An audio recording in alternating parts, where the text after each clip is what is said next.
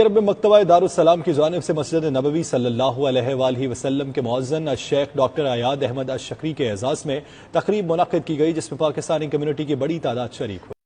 سعودی عرب کے دارالحکومت ریاض میں مسجد نبوی صلی اللہ علیہ وآلہ وسلم کے مؤذن الشیخ ڈاکٹر ایاد احمد الشکری کے اعزاز میں تقریب کا اہتمام کیا گیا، جس میں پاکستانیوں کی بڑی تعداد نے شرکت کی۔ تقریب سے خطاب کرتے ہوئے الشیخ ڈاکٹر ایاد احمد الشکری نے کہا کہ کامیاب زندگی گزارنے کے لیے نبی اکرم صلی اللہ علیہ وآلہ وسلم کی اسوہ حسنہ پر زندگی گزارنا ضروری ہے۔ پھر ہم سب اس کے لیے اپنی پلکیں بچھاتے ہیں، اپنے راستے جو ہے اس کے لیے ہم کہتے ہیں آئیں شیخ، ہم آپ کے استقبال کے لیے کھڑے ہیں۔ مسجد نبوی صلی اللہ علیہ وآلہ وسلم کے مؤذن کا مزید کہنا تھا کہ دین کی تعلیم حاصل کر کے معاشرے کی اصلاح کو بھی یقینی بنایا جا سکتا ہے۔ انہوں نے اذان کی اہمیت اور غزوہ احد کے حوالے سے بھی خطاب کیا۔